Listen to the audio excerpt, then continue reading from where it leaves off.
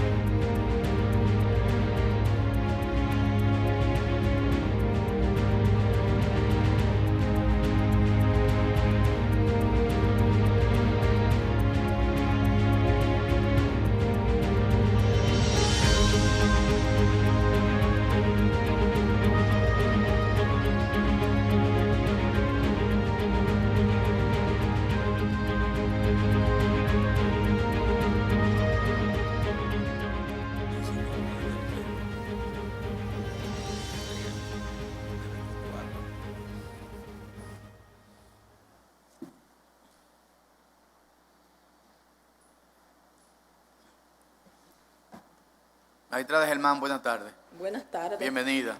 Bueno, Gracias. gracias. Déjeme explicarle. Yo sé que te ha escuchado, pero debo decírselo a todos. Tiene una exposición libre, no estamos limitando el tiempo, en la que queremos que pueda hacer su evaluación, tanto suya, de su sala, como de la justicia en general. Y luego de su exposición, entonces pasamos a una tanda de preguntas. Tal y como ustedes ven en el reglamento que se aprobó, cualquier tema que tenga que ver con uno de los asuntos tratados por usted como jueza, si no lo quiere responder, se puede reservar el derecho. Así que puede hacer uso de la palabra. Gracias. Buenos días a todos y a una.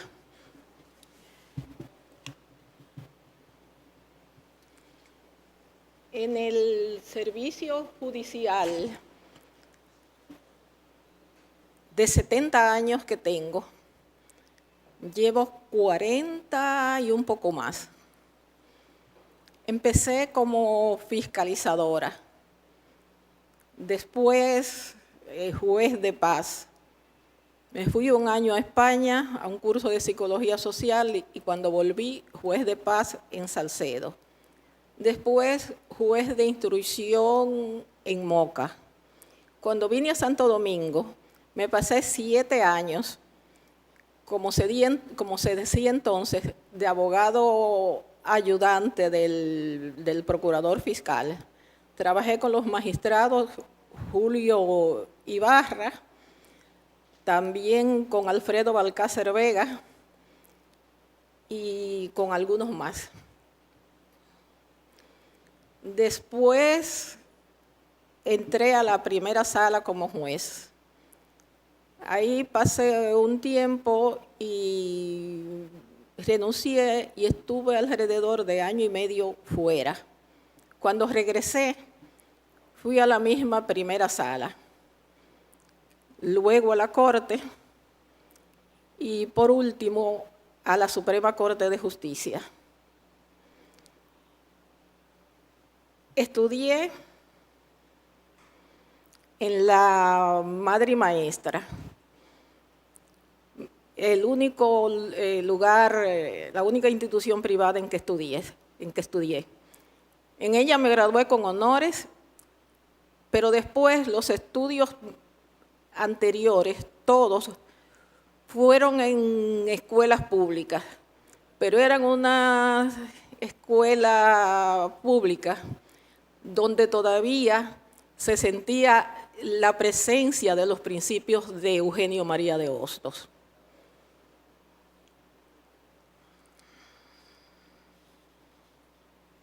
Fui 10 años docente en la UAS y 2 en UNIBE. He dado conferencias en la Escuela de Verano de La Habana. También en cuanto a publicaciones, tengo una muy vieja que tiene un contenido, diríamos, que político y social, es del 89. Y hay un trabajo que para mí tiene un afecto especial y es algo que compartí con las personas de SEDAIL, que es una institución del Episcopado Dominicano, y que se llama Conoce tus derechos. Estaba dirigido a sectores populares y campesinos. Y la preocupación fue no hacerlo en un lenguaje de iniciados, sino un lenguaje que fuera accesible a cualquier persona.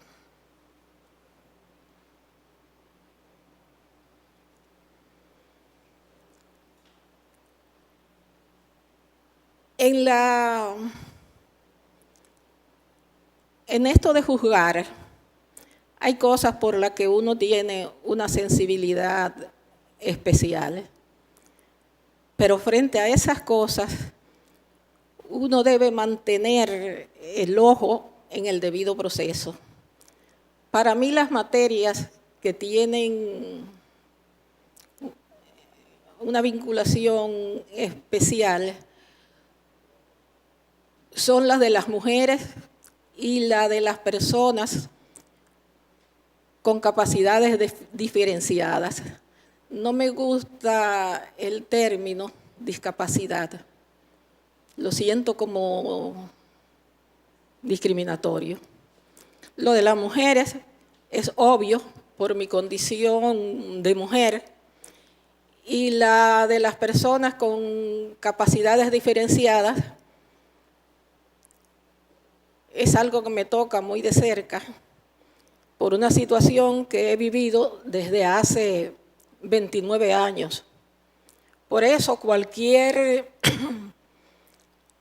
empeño en mejorar las condiciones de esas personas a mí me llega muy hondo.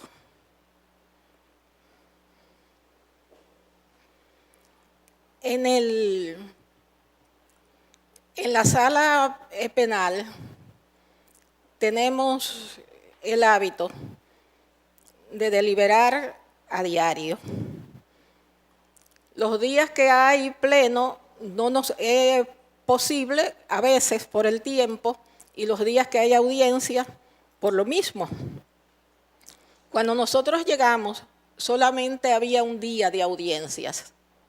Nosotros lo aumentamos a 2 para darle una salida más rápida a los asuntos.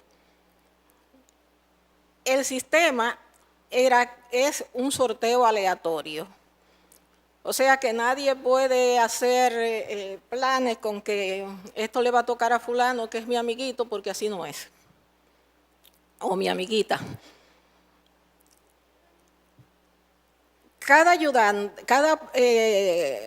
juez tiene 4 abogados ayudantes que le hacen la investigación sobre los aspectos del proceso y les redactan una especie de informe de lo que entiende debe ser el proceso. Se lo presentan al juez y ese juez discute lo que esas personas le proyectan y después eso va al pleno de la sala y ahí se discute entre todos. O sea, no es una responsabilidad que se delega, la asumimos nosotros.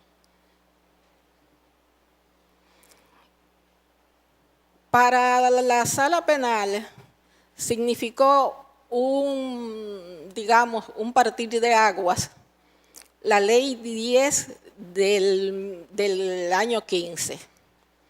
Antes, el número de inadmisibilidades era muy extenso y eso dejaba una cuota no manejable de procesos que eran admisibles y que había que conocerlos. Con la ley 1015 se cambiaron los criterios de admisibilidad y esa ley lo único que requiere para que algo sea admisible es que cumpla con los requisitos de plazo y forma. Y eso cuadriplicó el trabajo de nosotros. Y se hizo una mora para la cual nosotros, los de la sala, nos sentíamos en un estado de agonía, porque por más que tú trabajaras y te empeñaras, no se podía. Entonces, en la sala, por mi intermedio, solicitamos la creación de un plan de descongestionamiento. Ese plan de descongestionamiento tiene una coordinadora, una correctora, 2 oficinistas y 5 abogadas ayudantes. Por eso hemos llegado hasta aquí sin mora. El proceso para formar ese personal, para elegir ese personal, no fue un ventú. Se les informó a los abogados ayudantes de la Corte que había esa posibilidad. Todos fueron, muchos fueron. Primero se les evaluó por aspectos como la redacción, la ligereza con que trabajaban, y a todos se le entregó un expediente, quitándole la sentencia, para ver cómo ellos lo fallaban. Y de ese grupo se eligió ese personal que hasta ahora ha marchado muy bien. Otra cosa es que la ley 1015, había asuntos que antes eran recurribles en casación, que ponían fin al proceso, pero no eran de la Suprema, como por ejemplo una extinción. Entonces, con la ley 1015 se dijo que para casación nada más iba aquello que ponía fin al proceso y que venía de la Corte.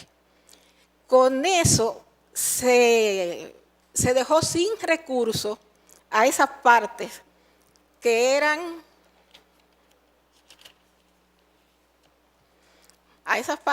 por ejemplo, extinciones, incompetencias, asuntos relativos al non bis in idem. Entonces, nosotros, como la parte tienen indudablemente un derecho a un recurso establecido de manera constitucional, en principio nosotros lo manejábamos con la norma en que se interpuso el recurso.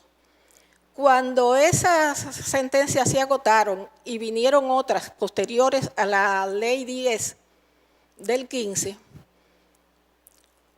entonces jurisprudencialmente le buscamos una salida bajo el argumento de la obligación que había de proveer a las partes de un recurso que fuera eficaz. Y con eso se van conociendo esos asuntos.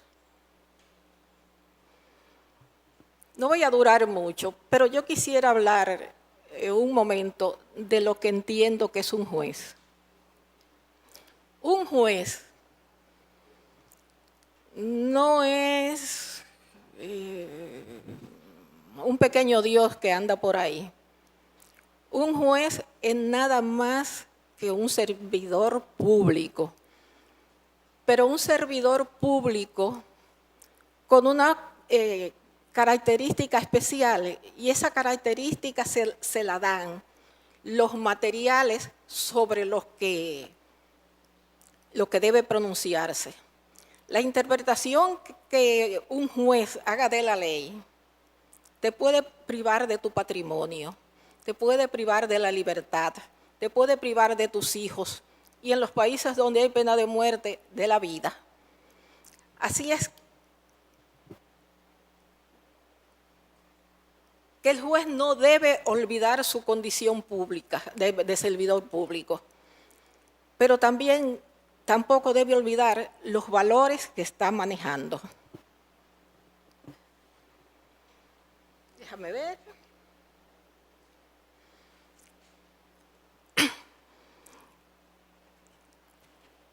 Con la ley 1015 a mí me vino y me sigue la preocupación de que las reformas a una disposición existente no deben ser como un parcho, deben ser algo que examine el conjunto para que todo resulte coherente y no pase como ese asunto de las materias que se quedaron sin recurso con la ley 1015.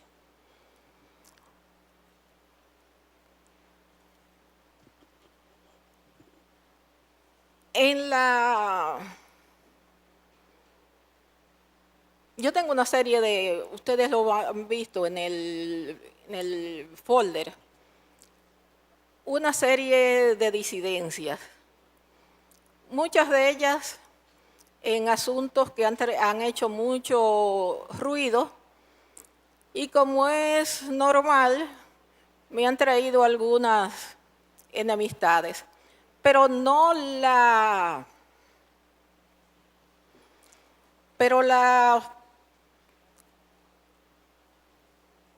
las disidencias mías no son nada más en los asuntos de mucha relevancia.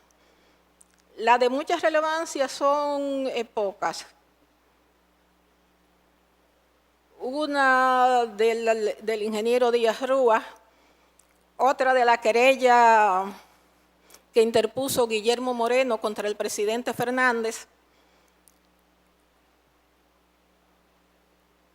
otra del señor Blas Peralta, que ahí mi disidencia fue compartida con el magistrado Hirohito, y dos con relación al senador Bautista.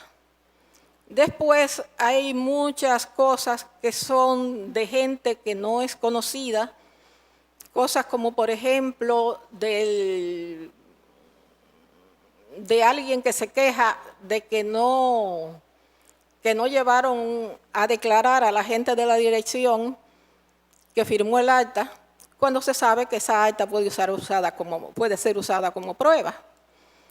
La disidencia mía en un caso de eso fue por el tiempo que duraron en hacer el examen de la sustancia.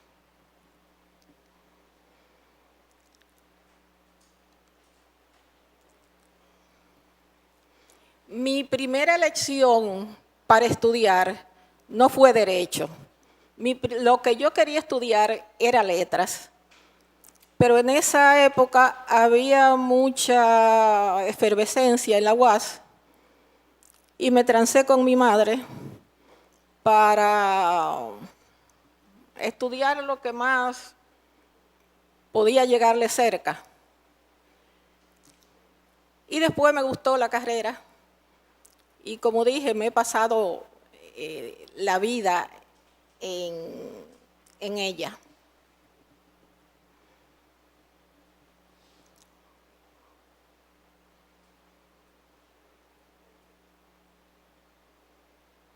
Hoy yo comparezco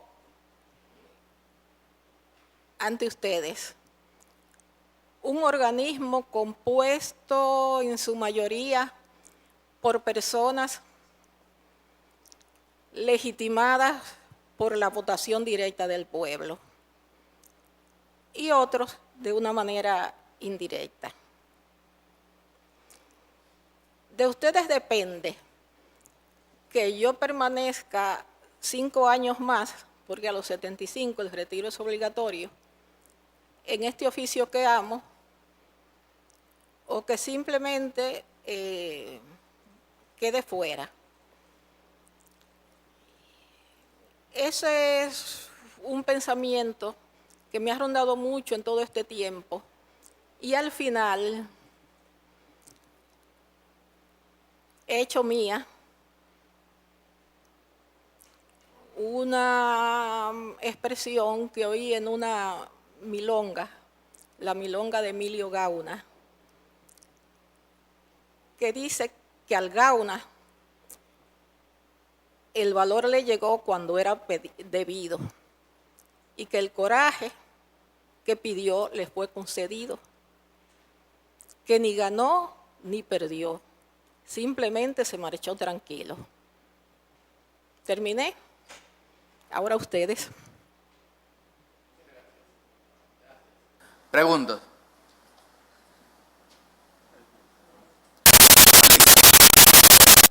Ahora, diputada Castillo. Magistrada Miriam Concepción Germán Brito. Vamos a decir que la justicia dominicana o el Consejo Nacional de la Magistratura tiene una gran deuda social o deuda de participación de la mujer en términos equitativos,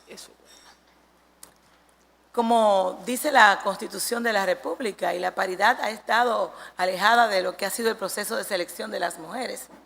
Usted, en el ejercicio de sus funciones, ha sido sujeto de muchos comentarios sobre las posiciones de responsabilidad que usted ha mantenido en cuanto a los casos que ha estado manejando, que ha tenido participación, sobre todo en el caso de esos votos disidentes que han sido muy sonoros, de casos muy sonoros en la República Dominicana.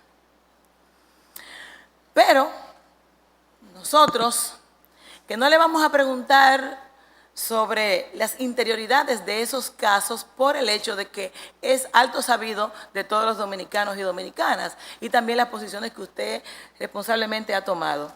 Pero sí vamos a preguntarle a usted sobre ese compromiso que se hizo en el año 2016 en el marco de la Cumbre Judicial Nacional, donde se establecieron compromisos relacionados a ejes temáticos como, por ejemplo, la autonomía, la independencia, el acceso a la justicia, la eficiencia y la eficacia en el procesamiento de los casos, la integridad en la labor judicial, el sistema de carrera y el régimen de consecuencias.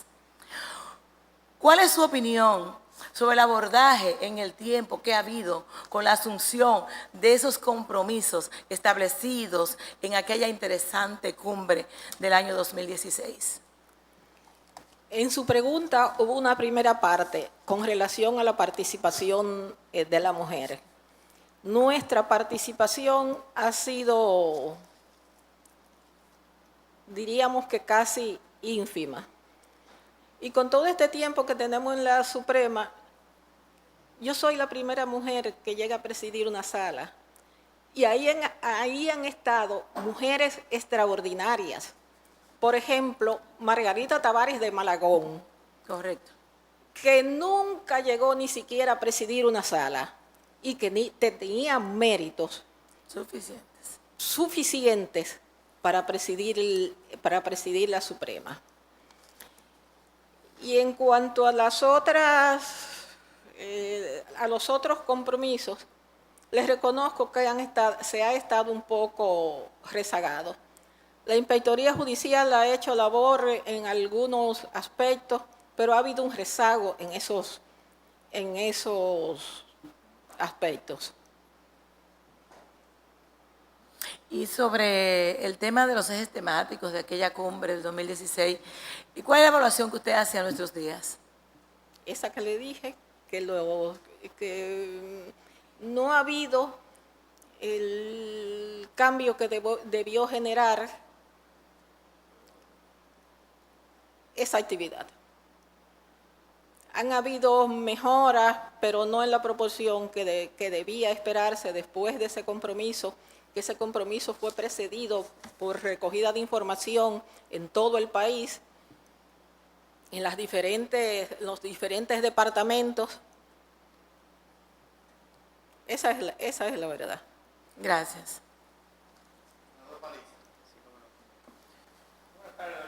Buenas tardes. No hay duda que la Suprema Corte de Justicia, yo soy de los que opino que requiere de un cambio. Gran parte de la crítica que ha surgido del ejercicio de la Suprema actual está muy vinculado a la sala penal que usted tiene bien presidir. Sí. En algún momento usted se le separa de alguna forma de esa valoración en virtud de sus votos disidentes en casos muy específicos. En uno de esos casos, uno de esos votos disidentes que usted mencionó, en relación a la sentencia 397 del 2015 sobre el proceso perseguido al senador de San Juan de la Maguana, usted, una de las razones por las cuales emitió el voto disidente estaba vinculado a que, en esencia, al mal manejo del expediente por parte del Ministerio Público.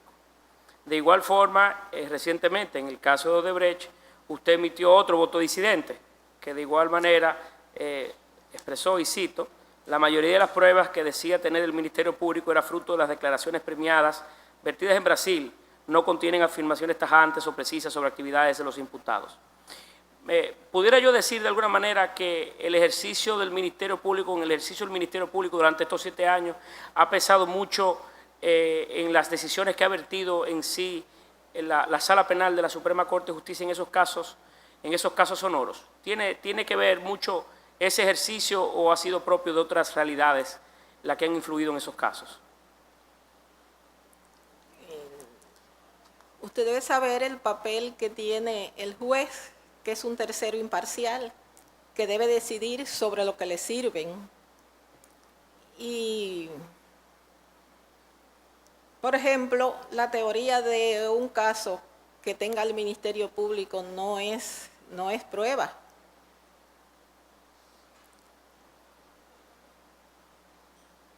Eso. Y no debe haber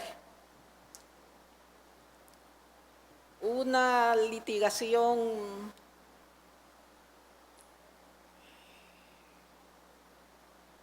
digamos que con honestidad. No estoy refiriéndome a administraciones actuales ni a ninguna anterior.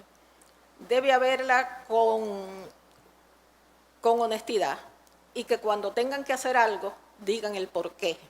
Porque, por ejemplo, hubo un procurador que ante una decisión no la recogió en casación y dijo que era porque la Suprema no le merecía ninguna confianza.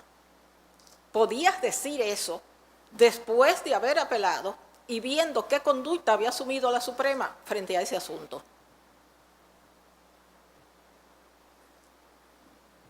Bien, respeto un poquito compleja, pero no la voy a poner en situaciones de otra naturaleza. Magistrada, en el mismo desarrollo de esos dos casos que yo le he mencionado, sí han surgido diferencias públicas entre usted y algunos miembros del propio Poder Judicial, de la Suprema Corte, inclusive con el propio presidente. ¿Entiende usted que las relaciones internas tanto de la Sala como de la Suprema, del Poder Judicial, la Suprema en este caso, es armoniosa? ¿Cómo medimos el grado de armonía que debe existir en ese conjunto que es la Suprema Corte de Justicia hoy y sus miembros? Mire, en cualquier grupo humano puede que alguna vez se den querencias y malquerencias. Las malquerencias no son la regla general en la Suprema Corte de Justicia. Incluso en nuestra sala hemos tenido grandes disgustos, pero ha pasado porque tenemos que trabajar. Y los disgustos que me han tocado a mí, yo puedo decir que soy una persona con una cierta incapacidad para el rencor. Muy bien. Otro caso, y con esto termino, señor presidente, tampoco quiero abusar de los demás. Le pregunté anteriormente a un magistrado de su propia sala, que compareció ante nosotros, sobre la violación que se da recurrente, en mi parecer, sobre el principio de inmediación en el proceso penal. Y me consta en nuestros expedientes algunas sentencias que inclusive, habiendo sido completada el quórum de esa sala, con 5 jueces de corte, los jueces de la sala firmaron la propia sentencia. Entiéndase, sin haber participado del propio proceso, firmaron la sentencia. ¿No cree usted que es un comportamiento normal o adecuado en un caso, sobre todo penal, en donde la propia característica de que el debate sea oral, público, contradictorio, de la conexión del juez con el propio desarrollo del caso es importante. La práctica que usted dice no es de mi total agrado, pero tenga presente que en la casación la inmediación es muy relativa. Todo lo que puede pretender una parte lo tiene escrito en su memorial. Y por eso algunas veces sucede eso, que participan todos. Pero es extraño que en el caso suyo, que es muy característico los votos disidentes, nunca ha habido tampoco un voto disidente en relación a ese tema, el hecho de que ha habido casos que tengo aquí que de 5 jueces de corte que han suplido en un momento determinado. Me parece... 5 jueces de corte y uno de la Suprema. Sí, 5 jueces de corte, le puedo inclusive dar algunos casos. Pero me parece particular. Esto así porque también en nuestro archivo reposa que en muchas oportunidades ha habido ausencia de magistrados en otros casos, que han habido que suplirlo de manera permanente con jueces. O sea, esa dinámica, no solamente de la inmediación, sino también de las ausencias, es uno que a mí me ha causado particular curiosidad en el desarrollo y el análisis de los informes que tenemos. No recuerdo, pude haber estado, pero no lo recuerdo, en que hubiera cuatro jueces de corte y uno de la Suprema. Pero no es una situación, digamos que correctísima. Muy bien. Gracias. Hay que tener en cuenta que la inmediación es muy, muy relativa. Incluso a veces se discute un asunto, se toma la decisión y cuando ya está digitado y todo, la persona está de vacaciones. Se explica en el contenido que esa persona participó en las deliberaciones y tuvo tal posición y que su firma no figura por estar ausente por tal cosa. Presidente, por último, perdone. Doña Miriam, en las redes sociales y ha habido expresiones de prominentes abogados y miembros de entidades de la sociedad civil apoyando la posibilidad de que usted sea presidenta de la Suprema Corte de Justicia. Ya el presidente actual ha dicho que no seguirá, o sea que se generará una vacante evidente en ese puesto. De ser así, ¿cuál sería usted algún cambio o alguna impronta que quisiera Miriam Gerván dejar en 5 años de ejercicio como presidenta de una futura Suprema Corte de Justicia? No tengo el menor interés en presidir ese organismo, porque como dicen por ahí, eso es una pela. Hay que manejar tantos intereses dentro y fuera de la Suprema y sencillamente no. Hay una cosa que olvidé de la ley 1015 y del Código Procesal Penal en general, y es que antes, con el antiguo código, ni todo lo nuevo es tan bueno, ni todo lo viejo es tan malo.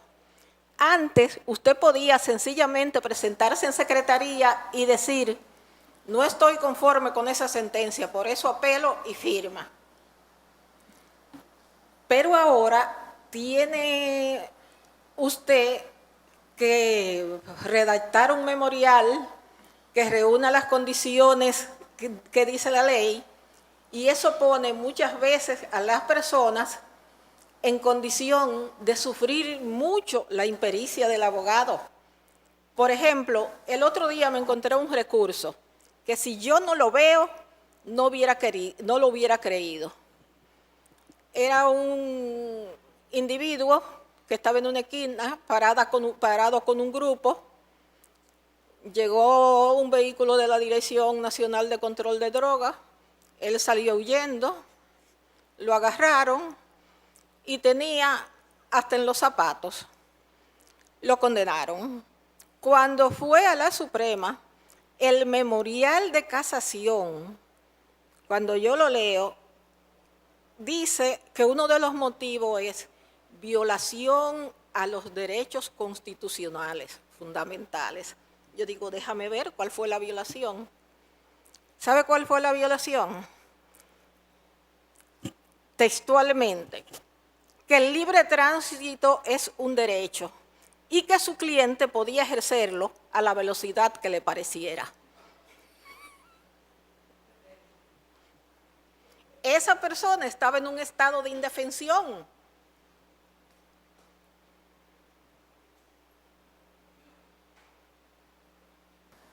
Magistrado Jean Alain. Gracias, señor presidente. Muy buenas tardes, magistrada Germán. Buenas tardes. Es de nuestro interés 3 preguntas particulares, pero para poder edificarlas y ponerlas en contexto, le comunico que las 3 responden a comunicaciones que hemos recibido con temas que son de alto interés nuestro, del Consejo Nacional de la Magistratura y de un servidor, y que, como ha dicho el presidente del Consejo y presidente de la República, usted está en pleno derecho de contestarlas o no. Es de mi interés personal que ojalá pueda contestarlas. Y leo la primera comunicación puesta en nuestras manos, de forma íntegra. Señores Procuraduría General de la República, Ciudad, 11 de diciembre de 2018. Distinguidos señores, como ciudadana preocupada por el curso que están tomando en nuestro país los procesos contra la corrupción y los casos sonoros que involucran políticos y o empresarios, veo con gran inquietud que sean confirmados como jueces personas que, a mi entender, de la persona que escribe, no se han comportado con la ética y transparencia propia de los jueces de la Suprema Corte de Justicia. Me refiero a la eventual posibilidad de que la magistrada Miriam Germán se presente nuevamente como aspirante a repetir en su cargo en la Suprema Corte de Justicia. Antes de presentar los nuevos hechos y denuncia, debemos primero recordar que desde mediados del año 2017, justo antes de que fueran apresados los imputados del famoso caso Odebrecht, circuló en las redes sociales y en algunos medios de comunicación la versión de que la magistrada Miriam Germán Brito sostenía frecuentes reuniones con el imputado Víctor Díaz Rúa en su villa en San José de Ocoa. Posteriormente, la magistrada Miriam Germán reconoció mediante comunicación de fecha 23 de mayo del 2017, que fue publicada en todos los medios, tener una relación de amistad con Díaz Rúa y pidió que en caso de que el llamado caso Odebrecht llegue a la Suprema Corte de Justicia, no ser considerada para ninguna participación, ni como juez de instrucción especial, ni como miembro del Pleno, si llegara el caso, expresando a la magistrada que esa decisión no tenía marcha atrás y que se consideraba excluida de todo lo relativo al proceso que dio origen a su comunicación. Al ser amigos reconocidos, esa era la decisión correcta. A pesar de haberse autoexcluido de forma irrevocable del proceso, posteriormente la magistrada Germán Brito, de manera sorpresiva, viola su propia palabra y decide presidir y participar como jueza de ese mismo caso en las audiencias de Odebrecht, y hasta varió la prisión preventiva impuesta por el magistrado Francisco Ortega y puso en libertad a casi todos los imputados por corrupción, recordando que la magistrada Germán en ese juicio votó disidente, pidiendo la libertad de todos los imputados de corrupción, incluyendo la libertad de Víctor Díaz Rúa, pero no logró con este último. En esa audiencia que prometió no participar y que liberó parte de los imputados, la magistrada Germán Brito calificó extemporáneamente de débil el expediente del caso, vertiendo consideraciones propias de un abogado de la defensa de los imputados, lo cual es extraño, pues el expediente había sido depositado 2 días antes en el tribunal, pero había sido subido apenas 2 horas antes de la audiencia a su oficina, por lo que es totalmente imposible que ella pudiera haber leído un expediente de miles de páginas en 2 horas y preparar un documento concluyendo que se trataba de un expediente débil. Esos mismos argumentos, casualmente, fueron utilizados también por los abogados de los imputados como si fuera una estrategia conjunta. Expuesto lo anterior y por la gravedad del hecho, aquí vienen mi denuncia y preguntas.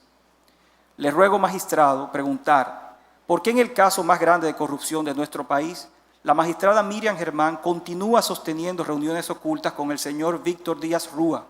Y de manera especial, por favor, pregúntele si es cierto que el día 5 de febrero del 2018, aproximadamente a las 6:30 p.m., el señor Fernando H., asistente de Víctor Díaz Rúa, pasó a recogerla de forma clandestina por su casa a bordo de un Toyota Camry negro, placa A695832, y hacia dónde fueron.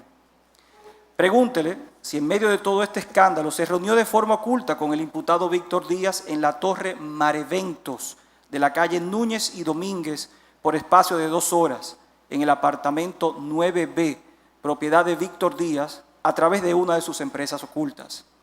Nos interesa saber qué conversaba con el imputado Víctor Díaz Rúa, para quien pidió libertad y de forma oculta en pleno desarrollo del caso más grande de corrupción.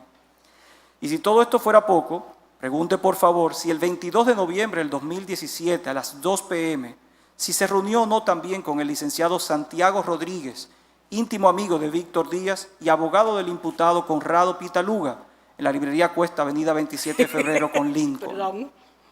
También pregúntele por qué el chofer de la magistrada Miriam Germán, señor Paul Ricardo Smith, le lleva documentos al abogado del imputado Conrad Pitaluga, licenciado Santiago Rodríguez, a una oficina ubicada en la calle Juan Sánchez Ramírez, esquina Benito Monción, Gascue.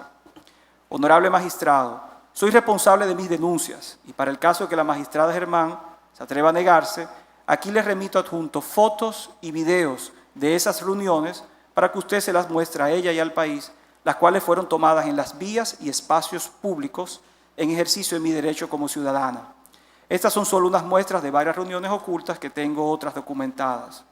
Pregúntele por favor cómo es posible que después de ella reconocer públicamente su amistad con Víctor Díaz, se reúna con él escondida, utilizando vehículos de su asistente y en propiedades a nombre de testaferros de este, y que pretenda juzgarlo siendo uno de los principales acusados de soborno y corrupción en el caso de Brecht. Pregúntele por qué se junta de forma oculta con el abogado del imputado Conrad y Pitaluga en medio de este proceso. Pregúntele, por favor, qué le entregó su chofer en ese sobre al abogado de Conrad Pitaluga. Pregunte, por favor, si esa amistad es tan inocente, ¿por qué deben reunirse a escondidas? Pero además pregunte con qué finalidad se realizan dichas reuniones ocultas. Eso, si no es ilegal, es de poca ética y transparencia y merecemos unas respuestas. Ojalá que ella aclare todo esto ante el Consejo Nacional de la Magistratura. ¿Quién firma eso? No, es anónimo y tenemos la obligación de permanecer con el anonimato. Sí. Anónimo. Algo tan evidente, no tan grave, no puede ser anónimo, no puede ser valedero en esta sala. Como deben ustedes saber, la Procuraduría General de la República tiene la obligación de mantener el anonimato por ley, así lo dispone la ley orgánica del Ministerio Público, a toda denuncia. ¿Pero cualquiera puede hacer eso? Sí, nos interesa saber si es falso o no. Claro, perdone, presidente. Usted sí tiene los datos, no es anónimo a nosotros, pero usted sí lo tiene. Porque si no, en Cámara de Consejo nosotros posteriormente podríamos, tenemos la libertad, inclusive reglamentaria, perdone, no quiero, es un tema muy grave, ¿verdad? Es un tema muy grave, ¿verdad? Entonces, lo que quisiera saber, si usted la dispone de la información, pudiéramos, en el plazo de las formas que el reglamento tratar Sí. de manera privada. Doña Yo quiero hacer una pregunta. que dice que cualquier caso en el que usted haya intervenido, si no quiere responder, se puede reservar la respuesta. Me gustaría preguntar algo. Un momentito, vamos a esperar a que ella hable. En todo este asunto, yo he visto Twitter refiriéndose a mí, algunos voluntariamente y otros por encargo. En cuanto a la amistad con Díaz Rúa, yo dije que no iba a conocer ni como juez de instrucción especial ni como juez del Pleno, y así ha sido. Si el procurador con su servicio de inteligencia tenía todas sus informaciones, cuando yo subí a la medida de coerción, debió recusarme. Y sencillamente subí ahí porque decidí que era muy cómodo para alguien que no quisiera un juez ir por ahí poniendo un Twitter y diciendo lo que le diera su bendita gana. Entonces, así, eso le permitía a cualquiera elegir el juez que quisiera que lo juzgara. En cuanto a la amistad con Víctor, la mantengo, me ha tratado con un respeto extraordinario, él me visita, no tan frecuente, y hemos coincidido en diferentes sitios. En cuanto a la oficina que está en la Benito Monción, con... ¿Esquina qué fue que dijo?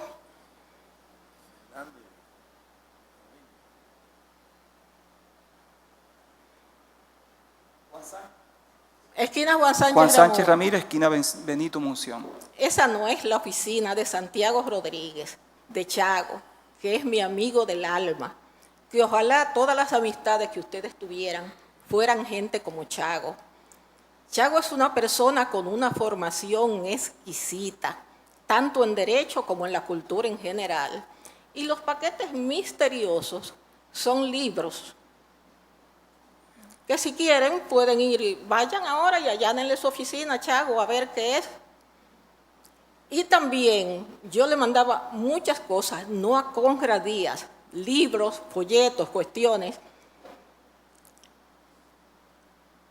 Era a Tony Delgado, a la oficina donde estaba Díaz Rúa. Yo, en el ejercicio profesional, no he sido discriminatoria con nadie. Recibo a cualquier usuario, quien sea. He establecido que casi yo debo tener una justicia de proximidad. Yo no ando buscando a chantajistas para que digan nada de nadie. ¿Algo más? Sí. Siga. Le recuerdo, doña Miriam, que no está obligada a responder la pregunta que usted entienda de cualquier caso que usted haya participado. Según el reglamento se puede reservar cualquier respuesta. Pues no les respondo ninguna más al señor. Muy bien. Continúo. Gracias, señor presidente. Sí, al terminar el turno, gracias. El segundo caso, y leo la comunicación también, magistrada Germán, es el siguiente. Fecha marzo de 2019. Honorable magistrado, ha salido en la prensa que la magistrada Miriam Germán pretende continuar en la Suprema Corte de Justicia. Sin embargo, con todo el respeto en su condición, esa magistrada debe explicar al país cómo ella posee y disfruta de unos bienes que no puede justificar con el sueldo de jueza que percibe y por qué está usando a su hijo de testaferro, colocando a su nombre unos bienes que él no puede justificar, pues se trata de un joven que nunca ha trabajado y que es interdicto declarado legal, del cual la magistrada Germán es la tutora legal formal y como tal firma las compras de este joven. Como hecho alarmante, denunciamos formalmente que la magistrada Germán posee una villa en la parcela 626 del municipio de San José de Ocoa, pero la tiene a nombre de su hijo interdicto, Orlando López Germán. También tiene a nombre de su hijo interdicto el apartamento 2B del residencial Manatí, en la calle Juan Sánchez Ramírez del sector Gascue. Como ciudadano y tratándose de una persona obligada por la ley a transparentar sus bienes, tengo derecho a saber por qué esos bienes inmuebles están a nombre de su hijo interdicto, cuando en realidad son propiedad de la magistrada Germán, y queremos saber cómo generó ella dinero para construir esa lujosa villa aquí en Ocoa y para comprar el apartamento de la capital. Pero lo más cuestionable es que esos inmuebles, siendo realmente de ella, no figuran en su declaración jurada de bienes del año 2016 y que los haya comprado ella misma, los haga figurar como si los compró su hijo interdicto que nunca ha trabajado, lo que puede constituir falsedad en declaración jurada de patrimonio y que sea descartada como honorable juez de la Suprema Corte de Justicia. Me despido esperando que usted tenga la suficiente entereza para denunciarlo aquí informado y presentar a los demás miembros del Consejo Nacional de la Magistratura mi denuncia. Gracias. Anexo fotos de la lujosa villa, del apartamento, para preguntarle por qué no figuran en su declaración jurada, por qué están a nombre de su hijo y de dónde obtuvo el dinero para adquirirlos. Me gustaría ver las fotos de la hermosa villa. No lo distingo de aquí. Y del apartamento Venga. también.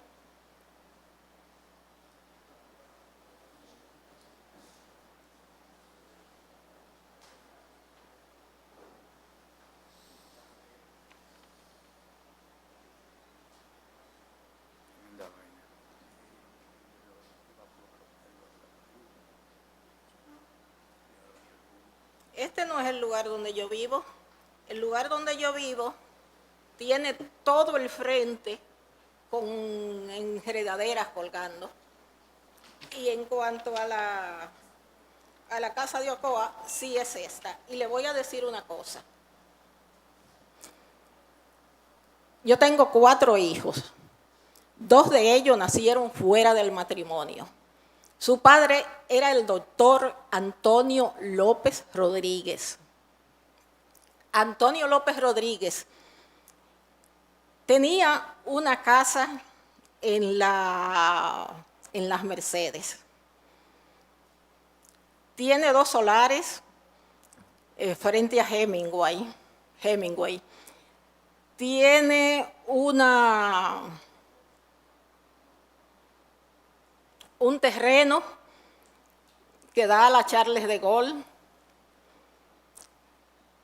que en título tiene 35.000 metros, pero en posesión tiene 20.000. Yo tenía unas casas en Las Praderas, la vendí, un apartamento en Las Praderas, lo vendí. Se vendió la casa de la casa de las Mercedes. Y el papá de esos 2 muchachos tuvo una cantidad extraordinaria de obras de arte. Obras de arte de Colson, obras de arte de Hernández Ortega y de Virgilio Méndez y muchísimas cosas más. Y no es que yo use a mi hijo de testaferro. Y usted ha tenido el mal gusto de decir que es, ahorita usé el término de con capacidad diferenciada. Usted dice que es no, interdicto no, fue otra cosa que dijo. No, usted dijo algo más. Entonces, en esa casa hay parte de mi dinero y hay parte del de él, porque yo se los lo que saqué de la venta de la casa, se los regalé a él. Y con lo que él tenía de lo que le tocó de su padre, le gustaba el campo y yo lo tuve, y se hizo esa construcción. Por cierto, que el ingeniero que la hizo se suicidó hace unos meses. Y otra cosa.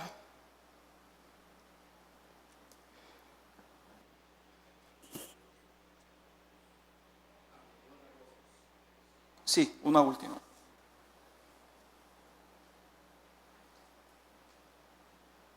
Mire, y de esas propiedades que tiene en la Charles de Gaulle y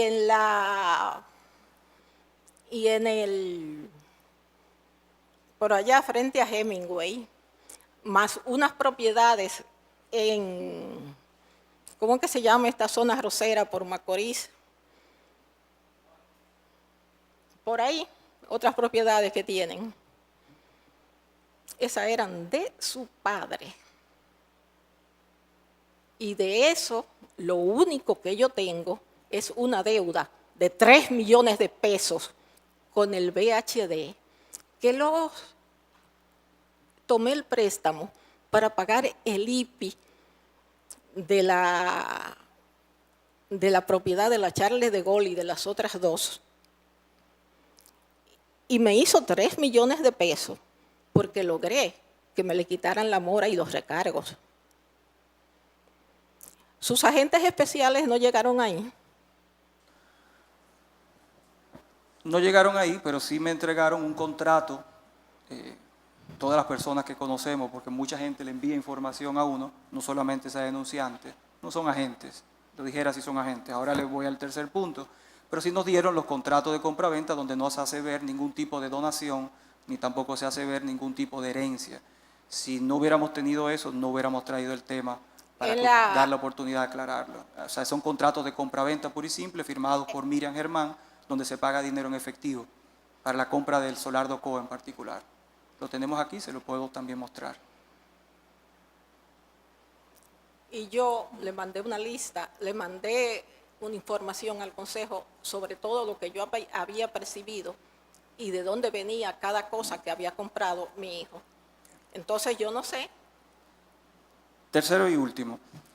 Esta es una comunicación que recibimos, magistrada, por parte del juez José Gregorio Bautista Vargas, juez de la segunda sala de trabajo de la provincia de Santo Domingo, firmada por el propio juez, cuyo detalle traemos a su conocimiento sencillamente para que nos diga si es cierto o no. La carta tiene varias páginas, pero solamente voy a resaltar por un tema de economía en el tiempo y respeto a los derechos magistrados, a los demás, miembros del Consejo, y los siguientes. Él se refiere al caso Rizik, el caso de un narcotraficante o un presunto narcotraficante acusado por el Ministerio Público desde hace muchos años y que hoy todavía permanece en prisión. Y él se refiere a lo siguiente. Él dice que en atención a los anteindicado, es decir, a la narrativa del caso del narcotraficante Rizik, la conformación del Tribunal Colegiado de la provincia de Monte Plata lo fue Juan Pablo Ortiz Peguero, presidente, Bernardo Coplin García, miembro, y yo, José Gregorio Bautista Vargas, miembros constituidos únicamente para conocer el proceso seguido a los imputados Winston Rizik Rodríguez y Nelson Rizik Delgado. Que en el curso de la sustentación del proceso fui contactado y llamado por razones inicialmente desconocidas a la residencia personal de la jueza Miriam Germán Brito, actual presidente de la segunda sala de la Suprema Corte de Justicia, y por primera vez me hace una solicitud de tipo inadecuada, ello aparentemente basada en la relación de cercanía formada durante 7 años que elaboré junto a ella en la primera sala de la Cámara Penal de la Corte de Apelación del Distrito, quien en todo momento me trató como un hijo. Sin embargo, nunca hasta ese momento me había solicitado algo de esa naturaleza. Que una vez allí me comenta que tiene un amigo español y que dicho amigo tiene interés en saber si se puede hacer algo con el proceso seguido al gallero, refiriéndose con ello al imputado Winston Rizik Rodríguez, palabras textuales, a lo que de manera inmediata le respondo sin titubeos que no. Respuesta que entendí que había comprendido y dimos por terminado el tema y procedí a marcharme a mi casa, pues ella nunca me había hecho solicitudes de esa índole. Que posterior a ese día, en el mes de abril, la jueza Miriam Germán Brito, por vía de comunicación de WhatsApp, procede a solicitar verme por segunda ocasión, refiriéndome que tenía algo que comunicarme, a lo que yo intenté evadirla, dando ello lugar a que en sucesivas ocasiones y con insistencias continuara su urgente necesidad de verme, por lo que no tuve más remedio que ir a su casa. Ojo, ella me dijo que tenía que decirme algo debido a mi negativa de verla, pues ella sabía que el tema ya se había cerrado con mi negativa, lo cual no comprendí su insistencia. Sin embargo, para mi sorpresa, allí nueva vez me hace referencia al caso antes citado, preguntando si se podía hacer algo con relación al proceso en cuestión, lo que les reiteré de la misma respuesta negativa de la primera vez: no se puede. Yo siempre estuve firme. Que en reuniones antes indicadas, la conversación nunca superó la fase de la manifestación de la intención de la jueza Miriam Germán Brito, pues inmediatamente, sin que hubiera mayores palabras y sin que me hablara de montos ni de nada similar, le manifesté que eso que ella solicitaba era imposible, por lo que no volví a reunirme con ella.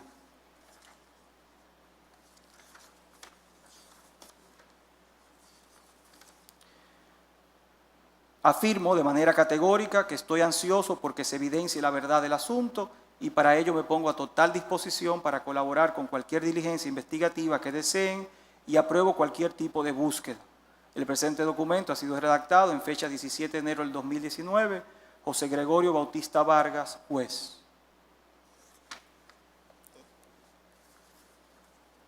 El contenido de ese documento no se corresponde con la realidad.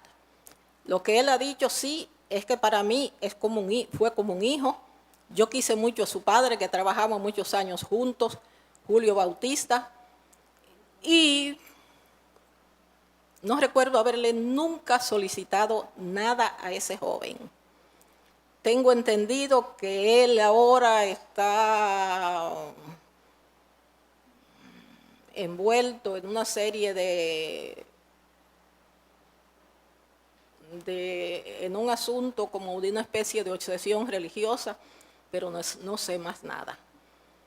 Gracias, magistrada. Eso es mentira. Gracias.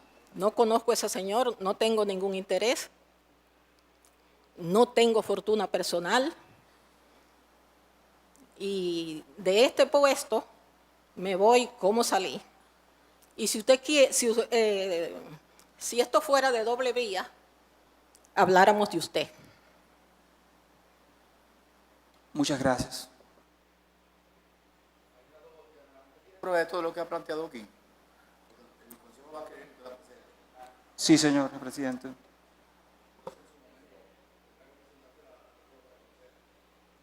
Presidente, soy yo, parece que voy. Sí, quiero expresar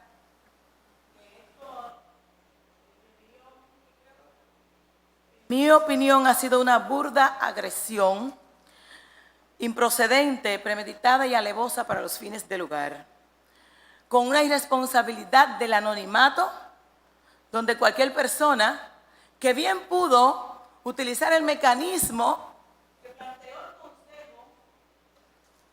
que pudo haber utilizado el mecanismo que planteó el Consejo Nacional de la Magistratura en un espacio de tiempo para las objeciones y reparaciones, lo cual le pudo haber dado la oportunidad a doña Miriam Germán de poder hacer una defensa reflexiva.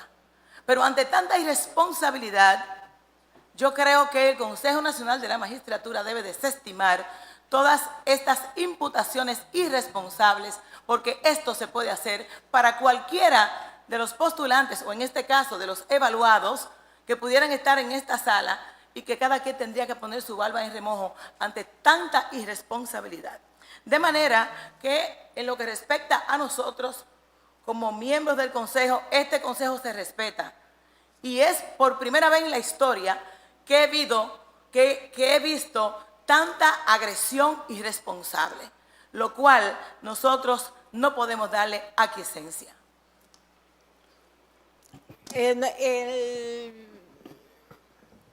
Yo hace tiempo que aprendí que los demás tratan a uno, no como uno es, sino como ellos son. Muy bien. Doña Miriam, muchas gracias y lamentamos mucho No, que se haya sentido mal aquí. no, yo no me siento... Pero vamos a tratar de que esto se aclarezca en el seno del Consejo de la Magistratura. Finjus propuso unas entrevistas particulares.